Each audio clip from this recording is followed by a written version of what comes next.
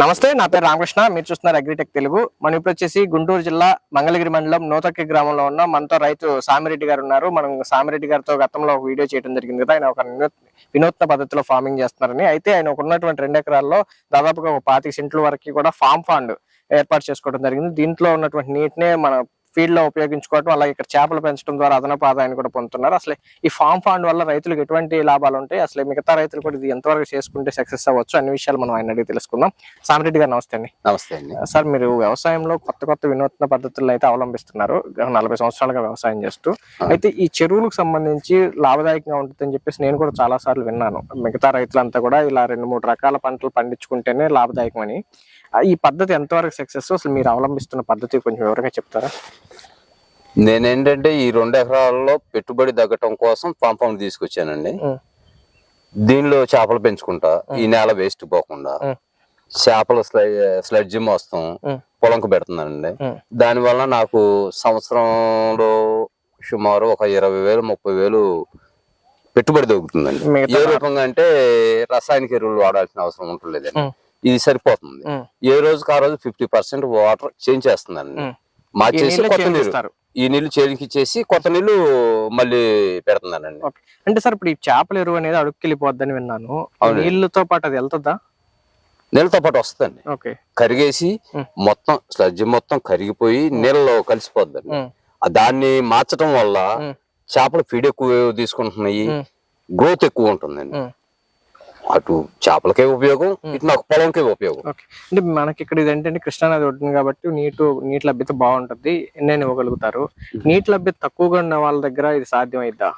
అవ్వదండి. ఎందుకంటే తక్కువ విస్తీర్ణంలో ఎక్కువ చేపలను పెడుతున్నాం కాబట్టి వాటర్ పొల్యూషన్ అయిపోతుంది. వాటర్ పొల్యూషన్ అయిపోయి వాటర్ లో అమోనియం లెవెల్స్ పెరిగిపోతాయి. దానివల్ల చేప చనిపోవడానికి అవకాశం ఉంది. అది పూర్తిగా నీటి లభ్యత సక్రమంగా ఉన్న దగ్గరే వర్కౌట్ అవుతుంది. అయితే నీటి లభ్యత తక్కువగా ఉండేటువంటి వాళ్ళు నేలకు నీళ్లు కావాలి కాబట్టి ఫామ్ ఫండ్స్ పెట్టుకుంటే నీళ్లు చేనికిచ్చుకోవడానికి ఉపయోగించుకోవచ్చు, చేపలు పెంచపోయినా. అవును, అంతవరకు అయితే ఉపయోగం. అంతవరకు ఉపయోగం. ఓకే సార్, మీరు ఏమేమి చేపలు పెడుతున్నారు అసలు దీంట్లో? బొచ్చ, రాగండి, కొరమేను, మోసండి. మొత్తం కూడా తిలాపి మొత్తం ఒకే చెరువు పెట్టుకోకుండా మళ్ళీ రకరకాల పార్ట్లుగా విభజించుకున్నారు దీనికోసం. ఇందులో ఉన్న కొన్ని జాతులు, కొరమేలు ఉంది, మిగతా పిల్లలను తినేసిద్దండి. దానికన్నా తక్కువ వయసు పిల్లలన్నీ తింటది. వాటినల్లా వేరే సపరేట్ చేసుకోవాల్సింది. ఈ తిలాపి ఫీడ్ ఎక్కువ తీసుకుంటుందండి. మన బొచ్చ, రాగండి కన్నా కూడా ఫీడ్ ఎక్కువ తీసుకుంటుందండి, గ్రోత్ బాగుంటుంది. అందుకని చెప్పేసి అవి 2 మిక్స్ చేస్తే ఈ బొచ్చ, రాగండికి ఫీడ్ అందదండి. దాని వల్ల వాటినల్లా సపరేట్ చేసుకోవాల్సి వచ్చింది. అలా ఒక్కో జాతిని రకరకాలుగా మార్చుకోవాలి. దాంట్లో ఒకే పెద్ద చెరువు అయితే 50% వాటర్ చేంజ్ చేస్తానికి ఇబ్బంది అండి, అవకాశం తక్కువ. అందుకని బిట్లుగా చేసేసి ఇప్పుడు ఇది ఉంది, ఆ పైపులో నుంచి పొలంలోకి పంపిస్తానండి. ఇది ఉంది, ఆ పైపులో నుంచి పొలంలోకి పంపిస్తాను. అట్లా పొలంకి అందుబాటులో ఉండేటట్టు మార్చుకుంటూ వచ్చానండి. సామిరెడ్డి గారు, ఇప్పుడు ఈ చేపల పెంపకం ద్వారా ఆదాయం ఏ విధంగా ఉండొచ్చు? నాకు 25 సెంట్ మీద 2 నుంచి 2.5 టన్నులు తీస్తున్నానండి. నాకు ఊళ్ళో రైతులు మొత్తం ఇక్కడికే వచ్చి తీసుకెళ్తారు. కేజీ 200 రూపాయలు చేసి ఇస్తున్నానండి.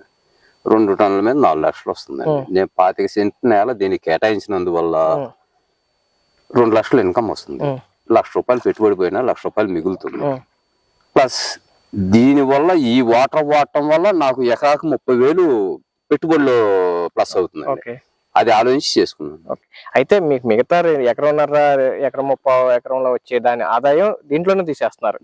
అయితే అందరికి చెరువులు అనేది చేపల పెంపకం అన్ని చోట్ల రేట్లు వర్కౌట్ కాకపోవచ్చు, లిమిట్ గా పెట్టుకుంటాం వరకే బాగుంటుంది అంటారా? అవునండి. ఎటువంటి చేపలు వేసుకుంటే లాభదాయకం ఉంటుందండి? బొచ్చ, రాగండి గ్రోత్ బాగుంటుంది.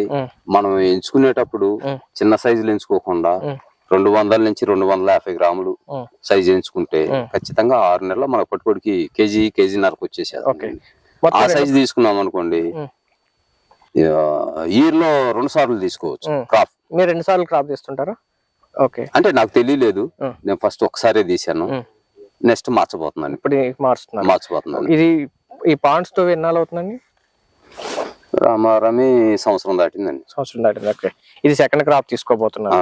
second మరి crop మీరు తీసుకున్నాం. పట్టాలు వేసారు ఎందుకు సార్? మామూలుగా భూమి మీద ఉంటేనే బురద అది ఉంటది కాబట్టి అటు హెల్దీగా ఉంటాయని విన్నాను. వాస్తవమే, ఉం. పట్టాల మీద కొంచెం గ్రోత్ తక్కువ ఉంది. ఉం. కానీ నాకు కింద 7 feet వెళ్ళేతలకి శాండ్ తగిలిద్దండి. ఉం. వాటర్ ఆగదు. Okay. ఎంత వాటర్ కంటిన్యూగా 24 hours మోటార్ ఆడితేనే ఉం. వాటర్ ఉంటది, ఉహు. లేకపోతే వాటర్ ఉండదు. ఓకే, అందువల్ల పట్టా వేసి పట్టాలో పెంచాల్సి వస్తుంది. ఓకే.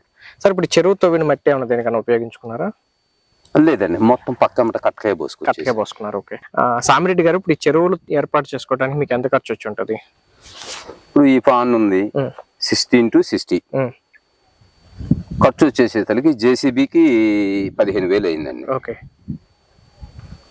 జేసీబీ చేసిన తర్వాత 10 మంది మనుషులను పెట్టేసి మొత్తం లెవెల్ చేయించుకున్నాను. ఓకే. పట్టా 50,000 అయిందండి. ఉం. ఈ పట్టా వరకు ఈ చెరువు? ఈ చెరువు వరకు 60 into 60 వరకు. ఓకే. మిగతా ఇవన్నీ కూడా ఇది వచ్చేసి మనకి 2 గంటలన్నర పట్టిందండి. 4,000 ఖర్చు. ఓకే.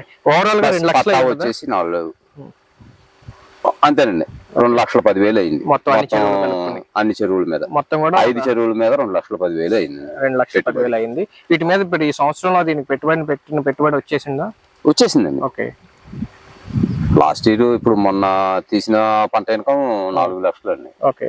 4 లక్షల్లో 3 లక్షలు ఖర్చులు పోయినాయండి. ఓకే సార్, అంటే ఇప్పుడు అంతా స్టార్టింగ్ కాబట్టి 3 లక్షలు ఖర్చులు పోయినాయి. అదే నెక్స్ట్ ఇయర్ ఉందండి, నెక్స్ట్ ఇయర్ నాకు ఖర్చు ఉండదు. జేసీబీ ఖర్చు ఉండదు, పట్టా ఖర్చు ఉండదు, ఫీడ్ వరకే ఖర్చు వస్తుంది. ఓకే. ఫీడ్ అప్పుడు ఇంకా 2 నుంచి 2.5 లక్షల వరకు ఎక్సెస్ ఆదాయం. ఓకే. ఫీడ్ ఎంత మాత్రం ఏం వాడుతున్నారండి అసలు? ఎట్లాగో ఫ్లోటింగ్ ఫీడ్ వాడుతున్నామండి. నేను కైకలూరు నుంచి తెప్పించుకుంటున్నాను, ఇక్కడ నాకు అందుబాటులో లేదు. అది 40 kg బ్యాగ్ వస్తుందండి. బ్యాగ్ వచ్చేసి 1,500 రూపాయలు ట్రాన్స్పోర్ట్ లో తెప్పించుకుంటున్నాను. ఓకే. ఇది వరకు సాంప్రదాయ పద్ధతిలో తవుడు, వేరుశనగ చెక్క వాడేవాళ్ళు. తవుడు, వేరుశనగ చెక్క ఈ పాండులో వాడటానికి వాటర్ పొల్యూషన్ ఎక్కువ అవుతుందండి, గ్రోత్ ఆగిపోతుంది. ఓకే. అందుకని కింద చెప్పేసి పట్టా వేశారు కాబట్టి. అవును, ఓకే. అందుకని చెప్పేసి ఫ్లోటింగ్ ఫీడ్ వాడాల్సి వస్తుంది. ఓకే. ఇది తేలుతుంటది కాబట్టి. అవునండి. ఇప్పుడు ఈ ఫీడ్ లో కూడా చేప సైజుని బట్టి మార్చాల్సి వస్తుంది. అవునండి, 1 సైజు, 2 సైజు, 4 సైజు అని సైజును బట్టేసి గ్రోత్. ఇప్పుడు పెద్ద సైజు ఉందనుకోండి 6 mm వాడతాం, అది కొంచెం తక్కువ సైజు ఉందనుకోండి 4 mm వాడతాం, ఇంకా తక్కువ ఉందనుకోండి 2 mm, ఇంకా చిన్నపిల్లప్పుడు 1 mm వాడతాం. ఇప్పుడు మరి మీ దగ్గర చెరువులో రకరకాల సైజులు ఉన్నాయి, మరి ఫీడ్ మెయింటెనెన్స్ ఎట్లా సాధ్యం అవుతుంది మరి? ఫీడ్ మెయింటెనెన్స్ మొత్తం తీసుకుంటాయండి. ఓకే. ఫస్ట్ పెద్దది తీసుకుంటది, పెద్ద చేప. పెద్ద చేప దానికి సరిపోని ఫీడ్ తీసుకున్న తర్వాత అది వెళ్ళిపోతుంది. దాని తర్వాత చిన్న చేప తీసుకుంటాం, ఓకే. దాని తర్వాత పిల్లలు తీసుకుంటాయి. ఓకే. ఇప్పుడు మీరు చూశారు కదా, పెద్ద చేప తినేసింది, వెళ్ళిపోయింది, దానికి ఆహారం సరిపోయింది, వెళ్ళిపోయింది. ఇప్పుడు చిన్న పిల్లలు వస్తున్నాయి, అవును, పైన చిన్న పిల్లలు తింటున్నాయి. తిరుగుతున్నాయి. అవి తీసుకుంటుంటాయి. అంటే చిన్న చేపకి చిన్న గుండ్లు ఉన్నాయి, ఏ అవసరం లేదా? ఏ తినేస్తాయి? అవసరం లేదండి, ఓకే. కొంచెం ఒక 10 నిమిషాలు, పావు గంట ఆగితే మెత్తబడుతుంది, ఓకే, శుభ్రంగా తినేసేస్తాం. ఓకే. కాబట్టి చిన్నది వేయాలి పెద్ద వేయాలని ఎగ్జాక్ట్ గా మెయింటైన్ చేయాల్సిన పని లేదు. లేదండి. ఓకే. కాకపోతే మనకి స్పీడ్ గా రావాలంటే స్టాక్ సైజ్ అని చెప్పేసి కేజీకి 3 నుంచి 4 వస్తాయండి. అవి వాడుకుంటే మనకు 6 నెలల్లో పంట చేతికి వస్తుంది. ఓకే సార్, ఇప్పుడు మరి మీ చెరువులో చిన్న సైజు, పెద్ద సైజు, కేజీన్నర సైజు కూడా ఉన్నాయి అంటున్నారు కదా దీంట్లో. అవునండి. మరి చిన్న తినేసే అవకాశం ఉండదా? తినేయలేవండి, ఈ ఒకదానికి ఒకటి చంపుకొని తినే లక్షణం కాదండి. ఓకే. కొరమేను అయితే కొరమేను గాని, మార్కులు గాని, మార్కులు అంటే పెంచటం లేదండి, కొరమేను అయితే కంపల్సరీ దానికన్నా చిన్నదాన్ని మొత్తం తినేసిద్దండి. ఓకే. దాని నోట్లో పట్టగలిగినంత వరకు ఎంత దానినా గానీ పట్టేసిద్దండి. ఓకే సార్, ఓవరాల్ గా చివరిగా మీరు ఈ ఫార్మ్ ఫండ్స్ గురించి రైతులకు ఏ విధంగా రికమెండ్ చేస్తారా? అసలు ఎట్లా ఏర్పాటు చేసుకోమంటారా కొంచెం చెప్తారా? ఫామ్ చేయాలంటే వాటర్ మెయింటెనెన్స్ కరెక్ట్ ఉండాలండి. Okay. 365 days bore water compulsory కావాల్సిందేనండి. అది అందరూ చేసుకోవడానికి సాధ్యపడేది కాదండి. వాటర్ బాగా అనుకూలంగా అందుబాటులో ఉండదు. ఇప్పుడు మన కృష్ణా రివర్ ఉంది, రివర్ కట్ సైడ్ ఇటు సైడ్ ఫుల్గా ఉంటాయి. సమ్మర్ లో అయినా కానీ మనకు వాటర్ తగ్గదు, అటువంటి కాడ చేసుకోవచ్చు, కానీ బయట చేసుకోవడానికి అవకాశం ఉండదు. ఓకే. బయట వాళ్ళు వర్షం నీటిని స్టోర్ చేసుకోవడానికి కోసమైనా ఈ ఫార్మ్ ఫండ్స్ ఉపయోగించుకోవచ్చు అండి. దానివల్ల చాలా సేఫ్ ఉంది. కాకపోతే చేపలు పెంచలేరు. పెంచలేరు. ఓకే. సామిరెడ్డి గారు, ఇప్పుడు మీ ఫామ్ ఫండ్ గురించి మా వివరాలు తెలియజేసినందుకు చాలా థ్యాంక్స్ అండి. ఇదండి, ఎవరైనా రైతులు ఫామ్ ఫండ్ ఏర్పాటు చేసుకుంటే అదనపు ఆదాయాన్ని పొందొచ్చు. అలాగే ఈ నీటిని పంటకు గనక ఉపయోగించుకుంటే పంటకి ఎరువులు తగ్గించుకోవచ్చు, మంచి దిగుబడిని అయితే సాధించవచ్చు. ఆర్గానిక్ పద్ధతులు అంటే రసాయనాలు వేసి భూమిని పాడు చేసుకోకుండా న్యాచురల్ గా మనం గనక సాగు చేసుకుంటే కనుక మన భూమిని కూడా కాపాడుకునే అవకాశం ఉందని చెప్పేసి సామిరెడ్డి గారు చెప్తున్నారు. ఇది ఈ రోజు వీడియో. మరో వీడియోలో మళ్ళీ కలుసుకుందాం. ఇప్పటివరకు మీరు ఈ ఛానల్ సబ్స్క్రైబ్ అయిపోతే కనుక వెంటనే సబ్స్క్రైబ్ అవ్వండి. పక్కన ఉన్న బెల్ ఐకాన్ క్లిక్ చేసి నోటిఫికేషన్ ఎనేబుల్ చేసి పెట్టుకోండి. Thank you.